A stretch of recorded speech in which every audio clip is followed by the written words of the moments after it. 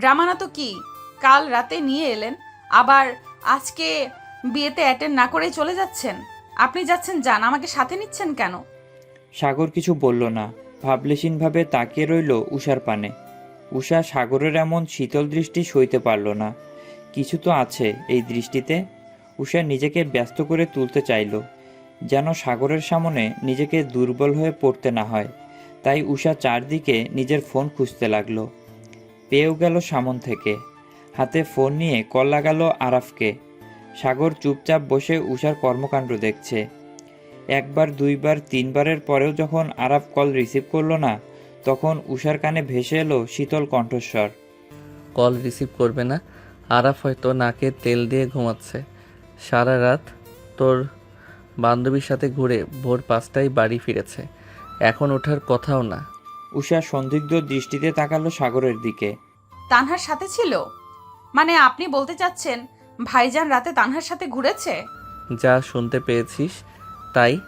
আচ্ছা, এত কিছু শুনতে চাচ্ছি না আমি, আমাকে বাড়িতে নিয়ে চলুন। সাগর তপ্ত নিঃশ্বাস ফেলল। কালকের ওই ইনসিডেন্টের পরেও তুই ওই বাড়িতে যেতে যাচ্ছিস? রিডিকিউলাস। তোর বোঝা উচিত তুই এখনও আমার সঙ্গেই জড়িয়ে আছিস, হোক সেটা নিজ ইচ্ছাকৃতভাবে নয়, কিন্তু এই সম্পর্ক যতদিন আছে ততদিন আমার সম্মান মানে তোর সম্মান, আর তোর সম্মান মানে আমারও সম্মান, আর আমি আমার সম্মান নষ্ট করতে চাই না। আচমকাই উষা চুপ হয়ে গেল। আবারও সাগর সেই কথাটাই বলল। ইস, কথাটা শুনতে কত মোহনীয় লাগে। তবে এসব বাদ দিয়ে উষা ভাবল, সত্যিই তো তার দম বন্ধ হয়ে আসছিল। সে তো থাকতেই চাচ্ছিল না ওই বাড়িতে। না জানি আর কি কি তিক্ত কথা শুনতে হয় তাকে। সে তো মনে মনে ভাবছিল সকালেই আরাফকে বলে চলে আসবে। আর আরাফ এসব জানতে পারলে অনেক রাগারাগি করত। ভাগ্যিস বাসায় ছিল না। যদি থাকতে চাস তো রেখে যাব, নিজের আত্মসম্মান যদি না থাকে থেকে যা। আমি তো চাচ্ছিলাম না কেউ আমাকে অপমান করুক, তাই তো চলে যাচ্ছিলাম। সাগরের রাশভারী কণ্ঠে ভাবুক উষা ছটপট করে ওঠে। কিন্তু চলে গেলে তো আবারও একা একা সাগরের সাথেই থাকতে হবে। সব দিক দিয়েই মুসিবত। সাগর উষার নীরবতাকে সম্মতি ভেবে নিল। গাড়ি স্টার্ট করলো সে। রাস্তায় কোনো একটা ভালো রেস্টুরেন্ট দেখে গাড়ি থামাবে নাস্তা করতে। প্রিয়তা সকাল সকাল বের হয়েছে। আর্জেন্ট তানহাদের বাসায় যেতে হবে। মন মেজাজ ঠিক নেই তার। নিজের অনুভূতিকে দমিয়ে রাখতে না পেরে অবশেষে স্বচ্ছকে নিয়ে মনে তৈরি হওয়া ভালোবাসার কথা জানিয়েছিল প্রিয়তা। নিজের আত্মসম্মান বিসর্জন দিয়ে নারী পুরুষজাত ভুলে জানিয়েছিল নিজের ভালোবাসার কথা। ফুটপাত দিয়ে হাঁটতে হাঁটতে মনে করতে লাগলো গতকালকে বলা স্বচ্ছের কথাগুলো। প্রিয়তা ভালোবাসাময় কথার বিপরীতে স্বচ্ছের কথা ছিল, আমি মন থেকে আপনার সাথে এমন কথা বলিনি, আপনাকে স্পেশাল ফিল করাতে চাইনি। আমি সব কিছু মজা করে করেছি, নিজের অতীত ভুলতে আর আপনাকে হাসাতেই ফান করতাম। সিরিয়াসলি একটা কথাও বলিনি। প্রিয়তা যেন আকাশ থেকে পড়ল। যে মানুষটা প্রতিটি কথায় তার গভীর অনুভূতি প্রকাশ করত, সে বলছে সব মিথ্যে ছিল। নিজের অতীত ভুলতে প্রিয়তাকে ব্যবহার করেছে। বুকের বাঁ পাশটা মোচড় দিয়ে উঠল। তাহলে আপনি যে বলতেন প্রিয় আপনাকে আমার দরকার, যে কোনো কিছুর বিনিময় হলেও আপনাকে দরকার আমার, আপনি আমার প্রিয়জন, আপনাকে ছাড়া আমার জীবন আমি কল্পনা করতে পারি না, এসব মিথ্যে ছিল। কোনো মেয়ে বন্ধুর জন্য কখনো কোনো গিফট কিনেননি, অথচ আমার জন্য গিফট কিনেছিলেন। এসব কিছুই কি নাটক? মানুষ 2 দিন, 10 দিন, 1 মাস অথবা 5 মাস, আচ্ছা বাতিরাম, ওপরে হলে 1 বছর ফান করতে পারি, কিন্তু 4টা বছর কেউ ফান করে? 4 বছরে কি আমার জন্য এক ফোঁটা মায়া জন্মায়নি আপনার মনে? মানুষ এতটা মিথ্যুক হয়? এত সব নাটক তাহলে আমাকে পটানোর জন্য ছিল? পটানো না, আপনি একটু অন্য টাইপ, স্ট্রিক্ট ফরওয়ার্ড, তাই একটা ইন্টারেস্ট কাজ করতো, নাথিং এলস। আমি তো আপনাকে কোনো কমিটমেন্ট করিনি, রাইট? আর এসব কিছু না। একটা এই যে সবারই এমন হয়। সবার এমন হয় মানে? আমি আপনাকে ভালোবাসি আর আপনি বলছেন সবার এমন হয়? কিসের ভালোবাসা? একটাই যে সব মানুষের লাইফে এমন হয়, এসব কিছু না। একটা ছেলের সাথে কথা বলেছে, ছেলেটার কিছু একটা ভালো লেগেছে, তাই এমন অনুভূতি হচ্ছে। আসলে এসব কিছু না, দিন গেলেই সব ঠিক হয়ে যাবে। প্রিয়তা আর কিছু ভাবতে পারল না। মানুষ এতটা ছলনাময়ী হয়? প্রতিটা কথায় আমার সাথে ফ্লার্ট করতো, এভাবে ধোঁকা খাবে কখনো ভাবতে পারেনি। আকাশকুসুম ভাবনার মাঝেই তানহাদের বাসায় এসে পৌঁছালো প্রিয়তা। কলিং বেল বাজাতেই দরজা খুলল তানহার মা। কুশলাদি বিনিময় করে জানতে চাইল তানহা কোথায়। আন্টি, তান্না কোথায়? তানহা তো বাসায় নেই মা, ওর বাবা বাসায় নেই, তাই ওকে একটু বাজারে পাঠিয়েছি। তুমি তানহার রুমে গিয়ে বসো, ও চলে আসবে এক্ষুনি। প্রিয়তা আর ঘরে ঢুকতে ইচ্ছা করল না। এই মুহূর্তে সবথেকে বেশি প্রয়োজন ছিল উষাকে। মেয়েটা একটা ম্যাজিক, যে করেই হোক মন মেজাজ ভালো করে দেয়। থাক আন্টি, আমি আর ভেতরে যাব না। আপনি বলুন তানহাকে কোন জায়গায় পাবো, আমি ওইখানেই যাচ্ছি। এই তো সামনের বাজারেই গেছে, পেয়ে যাবে। প্রিয়তা আর কথা বাড়ালো না। তানহার মায়ের থেকে বিদায় নিয়ে বের হয়ে গেল। উদ্দেশ্য বাজার। গালিবার নিহালও বাজারে এসেছে। ফিদানের উপর যতই ওরা বিরক্ত হোক, বন্ধুত্ব, তাও আবার ভিনদেশি, নিজ দেশকে অপমান করতে চায় না। বাঙালিরা অতিথিপরায়ণ হয়। যে কয়দিন ফিদান দেশে আছে, তাদের দায়িত্ব ও কর্তব্য হলো তাকে আপ্যায়ন করার। আচমকায় গালিব নেহালের পেটে কুনুই দিয়ে ঘুঁতা দেওয়া শুরু করে। নেহাল বিরক্তিসূচক শব্দ করে বলে, কি সমস্যা তোর? ষাঁড়ের মতো এত গোতাগুতি করছিস কেন? ওই দেখ, ওটা উষার বান্ধবী প্রিয়ন্তা না? নেহাল বিরক্তি নিয়েই বলল। কোনটা? গালিব ইশারায় বুঝালো। ওই যে। নেহাল গালিবের দৃষ্টি অনুসরণ করে তাকালো সেদিকে। প্রিয়তাকে দেখে বলল, হ্যাঁ প্রিয়তাই তো, কি হয়েছে? চল কথা বলে আসি। আজব, আমরা যাব কেন? আরে চল না। প্রিয়তার বাম দিক থেকে ডাক দিল গালিব। মাই ট্রাইব গার্ল, কী অবস্থা তোমার? কেমন আছো? প্রিয়তা শুনল না। অন্য মনস্ক হয়ে হাঁটছে সে। তানহাকে পেলেই কোথাও একটু বসে আড্ডা দিবে ভাবছে। গালিব আবারও ডাকলো, my tribe girl, can you hear me? এবার প্রিয়তা শুনতে পেয়েছে গালিবের ডাক। তবে এটা তাকে উদ্দেশ্য করে কে ডাকবে ভেবে পেল না। তেমন একটা পাত্তা না দিয়ে হাঁটতে লাগলো। সামন থেকে তানহা এগিয়ে এলো প্রিয়তার দিকে। প্রিয়তাকে এমন বিরস মুখে দেখে কিছুটা উদ্গ্রীব হয়েই শুধালো, কোথায় যাচ্ছিস প্রিয়? তাও এই সময়ে, এই রাস্তা দিয়ে? আর কি হাল নিজের, এমন দেখাচ্ছে কেন তোকে? পরিচিত কণ্ঠস্বরে সামনে ভালো করে তাকায় প্রিয়তা। তানহার চিন্তামাখা মুখশ্রী দেখতে পায় সে। প্রিয়তার জবাব দেওয়ার আগেই আবারও গালিবের স্বর ভেসে আসে, ওই মাই ট্রাইব গার্ল, কি আজও কখন থেকে ডাকছি পাতা দিচ্ছ না যে? এবার তানহাও শুনতে পায় সেই ডাক। গালিব আর নিহালকে দেখেই কেমন একটা জড়তা কাজ করতে শুরু করলো তানহার। তার উপরে এমন অদ্ভুত নামে সম্বোধন। প্রিয়তা কপাল কুঁচকে তাকালো গালিবের দিকে। ততটা খেয়াল করতে পারল না কে। আপনি আমাকে বলছেন কিছু? তাছাড়া কাকে বলবো? প্রিয়তা চিনতে পারছো না? আমি উষার কাজিন নেহাল, আর ও গালিব, আমার আর সাগরের বেস্ট ফ্রেন্ড। আসসালামু আলাইকুম ভাইয়া, কেমন আছেন? আর চিনতে পারবো না কেন? প্রিয়তা তো চেনে, ও খেয়াল করতে পারিনি হয়তো আপনাদের। প্রিয়তা চোখ মুখ কুঁচকে তাকালো তানহার দিকে। বিরক্তি নিয়েই ইশারা করলো কিছু একটা। তানহাও চোখ রাঙালো। নেহাল সালামের উত্তর দিয়ে জিজ্ঞেস করলো, কোথাও গিয়েছিলে নাকি তানহা? ওর হাতে ব্যাগ দেখতে পাচ্ছিস না তুই? দেখিয়ে বোঝা যাচ্ছে বাজারে গিয়েছিল। ও হ্যাঁ, খেয়াল করিনি আসলে। প্রিয়তা চুপচাপ দাঁড়িয়ে আছে। তার বান্ধবী সবকটাই হারামি।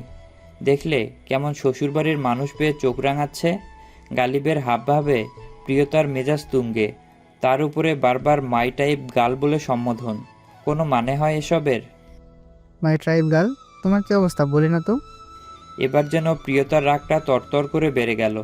দাঁতে দাঁত পিষে বলল, কি তখন থেকে মাই টাইপ গার্ল করছেন? জন্মের পরে বাবা মা আমার একটা স্থায়ী নাম রেখেছে, সেই নাম ধরেই ডাকুন। এসব কি ধরনের সম্বোধন? এবার নেহালও বিরক্ত হলো। গালিবের সব কিছুতেই বাড়াবাড়ি। কি শুরু করলি গালিব? এমন করছিস কেন? গালিব নিষ্পাপ শিশুর মতো মুখ করে বলল, আমি আবার কি করলাম? আমি তো জাস্ট বললাম মাই ট্রাইব গার্ল। ওর সাথে আমার জমে ভালো, বুঝলি নেহাল? প্রিয়তা ফুঁসে উঠল। জমবে ভালো মানে?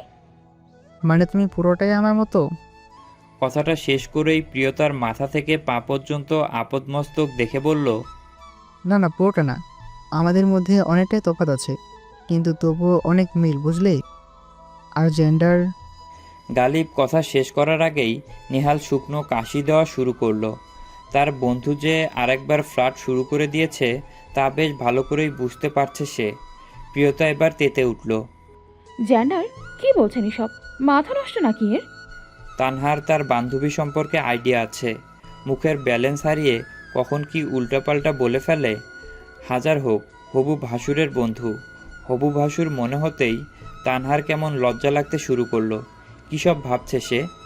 প্রিয়তাকে আর কোনো কথা বলার সুযোগ না দিয়ে তানহা কথা ঘুরালো। ভাইয়া চলুন না আমাদের বাসায়। এই তো সামনে আমাদের বাসা। এখান থেকে এসে চলে গেছেন শুনলে মা রাগ করবে। প্রিয়তার রাগে মাথা ফেটে যাচ্ছে। তার বান্ধবী এখানে একতরফা ভালোবাসায় জ্বলে পুড়ে সারখার হয়ে যাচ্ছে, আর তার বান্ধবী পুড়ছে শ্বশুরবাড়ির মানুষ নিয়ে। আশ্চর্য! না, আর এক মুহূর্তও এখানে থাকা যাবে না, তাহলে দেখা গেছে নিজেকে আর কন্ট্রোল করতে পারবে না প্রিয়তা। না না, তানহা অন্য একদিন যাবে। কদিন পর তো আমি আমার ভাইয়ের বউ হয়েই আসবে আমার মামার বাড়িতে। আসা যাওয়া হবেই আমাদের। আজকে একটু তাড়া আছে, অন্য আরেকদিন যাবনি। তানহা তবুও শুনল না, বারবার সাধতে থাকলো। এদিকে গালিবের দুষ্টুমিতে প্রিয়তা অতিষ্ঠ। বের হয়েছিল কোথায় মাইন্ড ফ্রেশ করবে, এখন আরও মেজাজ খারাপ হয়ে যাচ্ছে। আর কোনো কথা না বলেই নিজের বাসার রাস্তা ধরল প্রিয়তা। তানহা এটাও খেয়াল করলো না। এদিকে নেহালকে ফোনে না পেয়ে গালিবকে কল করলো সাগর। সাগরের কল অ্যাটেন্ড করায় প্রিয়তার দিকেও নজর পড়ল না গালিবের। কোথায় আছিস তুই? নেহাল তোর সাথে নেই? হ্যাঁ, আমার সাথে আছে, বাজারে যাচ্ছিলাম। কেন বলো তো? আমি আধ ঘন্টা আগে ঢাকায় ফিরেছি। গালিব চমকালো। ফিদানের কথা শুনেই তো কাল রাতের বেলা উষাকে নিয়ে চলে গেল গাজীপুরে, এখন আবার চলে এলো কেন? এই সকাল সকাল চলে এলি কেন? উষা কোথায়? ওরে রেখে এসেছিস? তোর কি আমাকে গাধা মনে হয়? এই না না, গাধা মনে হবে কেন? তবে গিয়ে ঠিকই মনে হয়। সাগরের মেজাজ খারাপ হলো, চোয়াল শক্ত হলো। সব পরিস্থিতিতেই মশকরা ভালো লাগে না।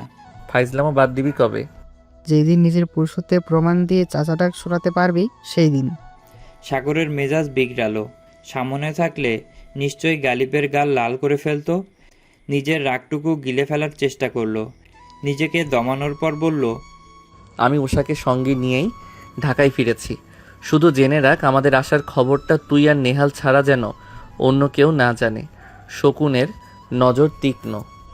আপাতত চাচ্ছি না আমার ফ্যামিলির উপরে শকুনের নজর পড়ুক। ফ্যামিলি বলে যে সাগর উষাকে বুঝিয়েছে সেটাও বেশ বুঝতে পারল গালিব।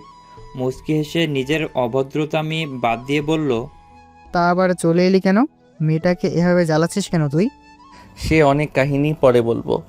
আপাতত আমি আমাদের বাসার কাছেই একটা রেস্টুরেন্টে আছি, এখনও বাসায় ফিরিনি। নাস্তা করেই বাসায় যাব। তারপর কল কাটল সাগর। নেহাল তানহাকে বিদায় দিয়ে এতক্ষণ চুপচাপ দাঁড়িয়েছিল গালিবের পিছনে। যেহেতু গালিব ওদের থেকে একটু দূরে দাঁড়িয়েছিল, নেহাল বুঝতে পারছে হয়তো সাগরের কল। কাল তো সেই বাড়িতে ঘটে যাওয়া সব কথাই সে শুনেছে। রাগের পারদ এখন আকাশ ছুঁয়ে আছে নেহালের। গালিবের সামনে এগিয়ে নেহালকে একা দাঁড়িয়ে থাকতে দেখে বলল, ওরা চলে গেছে? প্রিয়তা রেগে চলে যাচ্ছিল বিধায় আমি তানহাকে যেতে বললাম। কে কল করেছিল সাগর? উষাকে নিয়ে ঢাকা ফিরেছি মাত্রই, এখন রেস্টুরেন্টে আছে। বলো ওদের ফেরার কথা আর কেউ যাতে না জানে। নেহালের প্রত্যুত্তরে ছোট করে বলল, ও যেন সে আগে থেকেই জানতো সব। কিন্তু গালিব তো ঘটনা জানে না।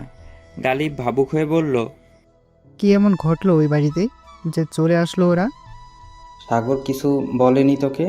বললো এসে বলবে। তাহলে ও নিজে থেকে বলা অবধি ওয়েট কর। উষা একা একাই কখন থেকে বসে আছে রেস্টুরেন্টে। সাগর সেই যে ওয়াশরুমে যাওয়ার কথা বলে ভেতরে গেল, আর আসার কোনো খবরই নেই। কিছু তো অর্ডারও করলো না এখনও।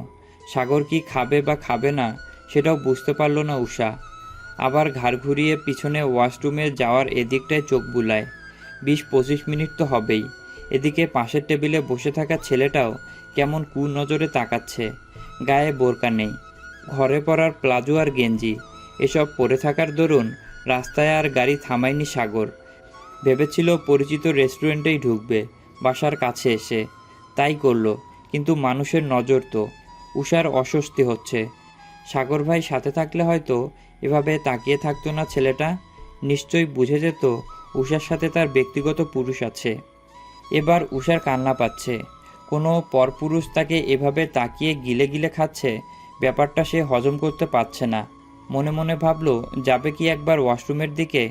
তারপর বিড়বিড় করলো, সাগর ভাই এখনো আসছেন না কেন? পাশের টেবিলে বসে থাকা ছেলেটা আর বসে থাকতে পারল না। এই পাখিটাকে তার বেশ মনে ধরেছে। আপাতত এই মেয়ের সঙ্গ দরকার তার। আবার এই মেয়ের এমন অসহায় ভাব দেখে বোঝাই যাচ্ছে মেয়েটা তার প্রস্তাবে রাজি হয়ে যাবে। ছেলেটি মনে মনে একটু হেসে ভাবল, ইস, এমন একটা খাসা মাল সে ছুতে পারবে। আনন্দে আটখানা ছেলেটা। আজকালকের মেয়েগুলোও সারাক্ষণ স্কিন কেয়ার করে স্কিনটাকে কেমন মসৃণ করে রাখে, দেখলেই নেশা লেগে যায়। ভাবনার মধ্যেই সে এগিয়ে আসতে শুরু করলো উষার দিকে। সাগর ওয়াশরুমে নিজের চোখ মুখে পানি ছিটায়। নিজের গা থেকে কেমন একটা মেয়েলি ঘ্রাণ পাচ্ছে সাগর। হাত উঠিয়ে নিজের শার্ট একটু উঁচু করে নাকের কাছে নিয়ে আসে, শুকে নেয় সেখানে থাকা মেয়েলি ঘ্রাণ। ভোর রাতের দিকে উষাকে কোলে করেই গাড়িতে নিয়ে এসেছে সে। উষার মাথা ছিল সাগরের কাঁধে, সারা শরীর চিপকে ছিল একে অপরের সাথে। সাগর মুচকি হাসল। সাগরের এই মুহূর্তে ইডি শ্রানের সেফ অফ ইউ গানের কথা মনে হচ্ছে। সে বিড়বিড় করে গাইতে লাগলো কয়েকটা লাইন। গান গাওয়া শেষ করে মিষ্টি করে হাসলো সাগর। বিড়বিড় করে বলল, বেডশিট হবে না, আমার শার্ট হবে। সাগর ফুরফুরে মেজাজে এগিয়ে আসতে লাগলো উষার কাছে। সামনে তাকাতেই দেখলো একটা অপরিচিত ছেলের সাথে কথা বলছে উষা। উষার সামনে দাঁড়িয়ে কি কথা বলছে যেন ছেলেটা। মুখে তার শয়তানি হাসি, চোখে কামুকতা। সাগরের মেজাজ খারাপ হলো। হাত দুটি মুষ্টিবদ্ধ করেই সামনে এগোলো সে। কিছুটা কাছাকাছি আসতেই ছেলেটার কথা সাগরের কানে এলো। ভালো অফার দিচ্ছি, রাজি হচ্ছ না কেন?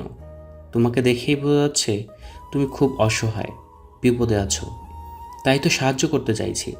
উষা তেজ দেখিয়ে বলল, আমি চেয়েছি আপনার সাহায্য। উষার ঝাঁঝালো আর শক্ত গলার স্বর। রাগে ফুঁসছে সে, কিছুটা রাগ সাগরের উপরেও। লোকটার কোনো আক্কেল নেই। সাগর থমকে দাঁড়ায়, শুনতে চায় উষা কি বলে, কিন্তু রাগ লাগছে ভীষণ ওর। আবারও লোকটা বলে, চাইলে আজকে সারাদিন আর সারা রাত আমার সাথে কাটাতে পারো, ডাবল পেমেন্ট করব। তোমাকে এভাবে দেখেই আমি সন্তুষ্ট হয়েছি, বাকিটা দেখিয়ে যদি সন্তুষ্ট করতে পারো তাহলে পয়সা ডাবল। একটা অপরিচিত পুরুষ, তার উপরে পরপুরুষের মুখে নিজেকে নিয়ে এমন কুরুচিপূর্ণ কথা উষাকে আহত করল।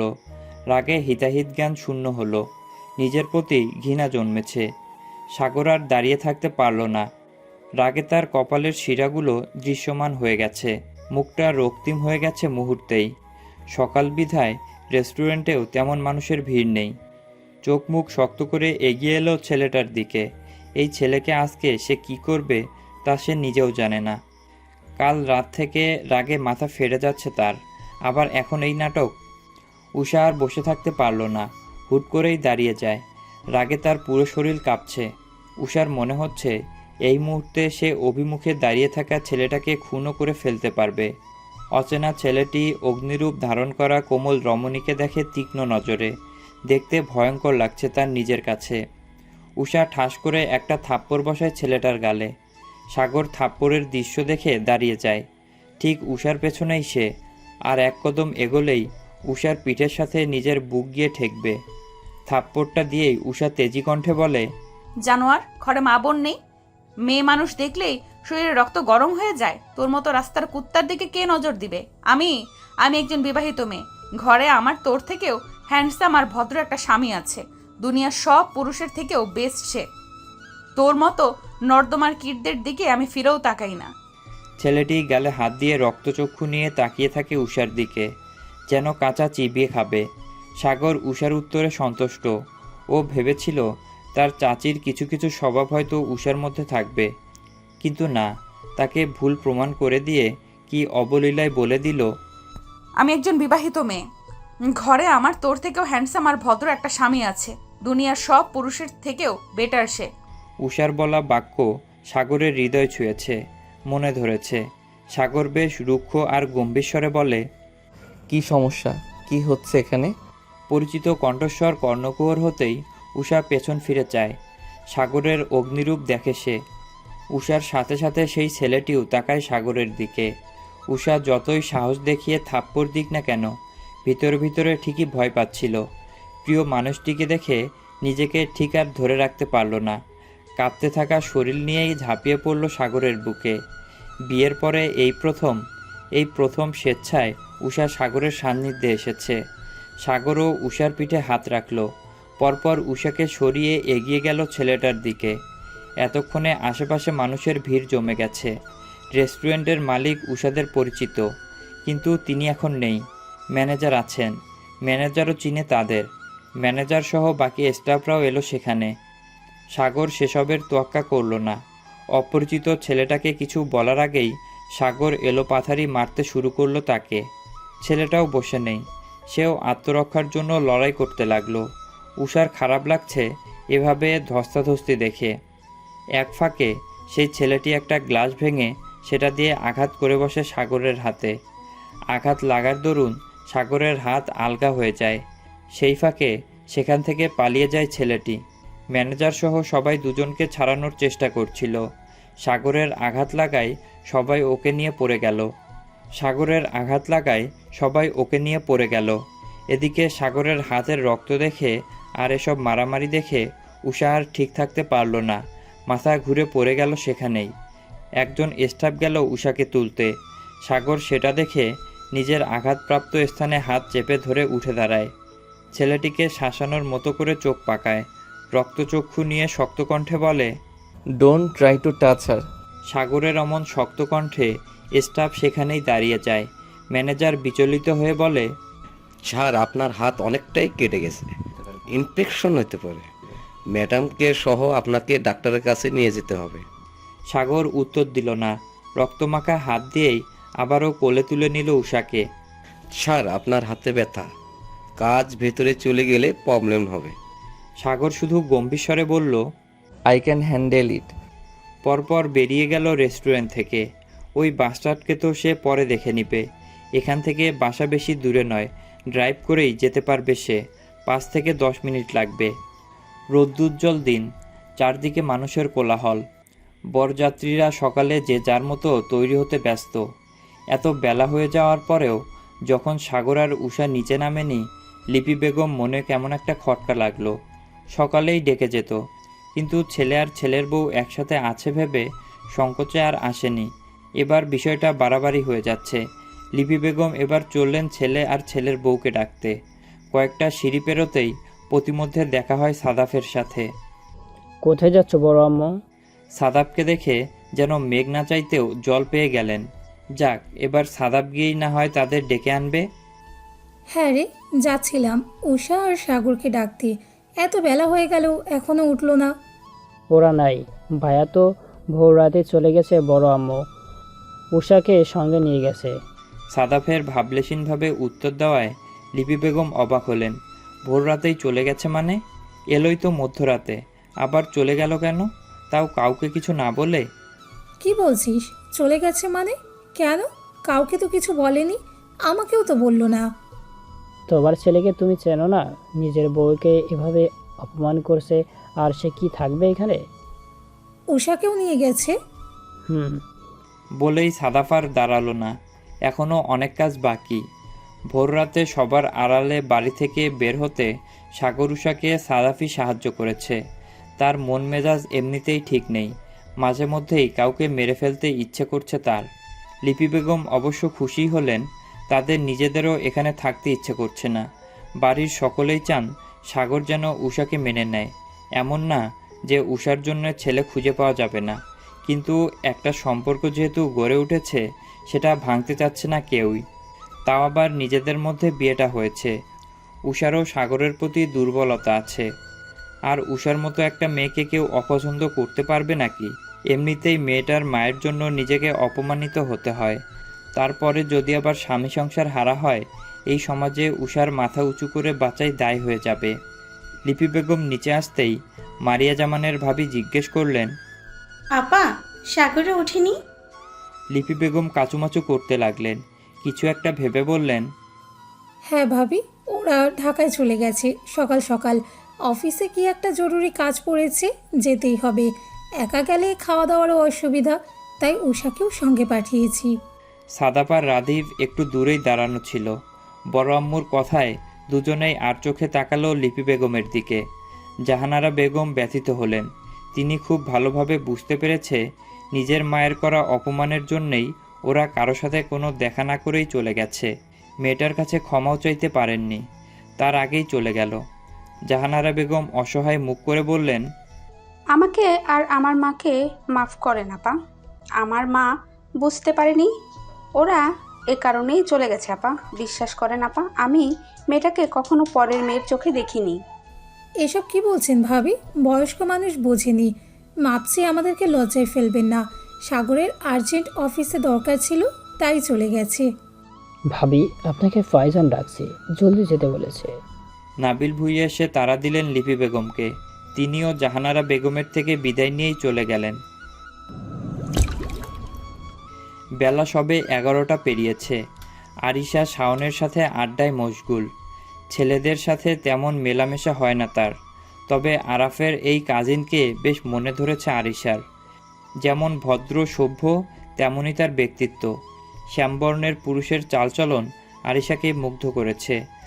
দুজনের মধ্যে বন্ধুত্বপূর্ণ সম্পর্কও তৈরি হয়েছে। সাথে আবার ওর কাজিন রুহি আছে। তিনজনে মিলে জমিয়ে আড্ডা দিচ্ছে। এসব দেখেই রাগে ফেটে যাচ্ছে সাদাফ। চেনা নাই জানা নাই, একদিনের পরিচয়ে একটা ছেলের সাথে এত ক্লোজ হতে হবে কেন? আমাকে তো খুব জ্বালিয়ে মারে কোনো মেয়ের সাথে ফ্লার্ট করলে, তবে নিজের বেলায় ছাড় কেন? উঠানের এক কোণে বসে আড্ডা দিচ্ছিল আরিশারা। সেই মুহূর্তে ছাদ থেকে বাচ্চারা গাঁদা ফুল ছিটিয়ে দেয় আরিশার উপরে।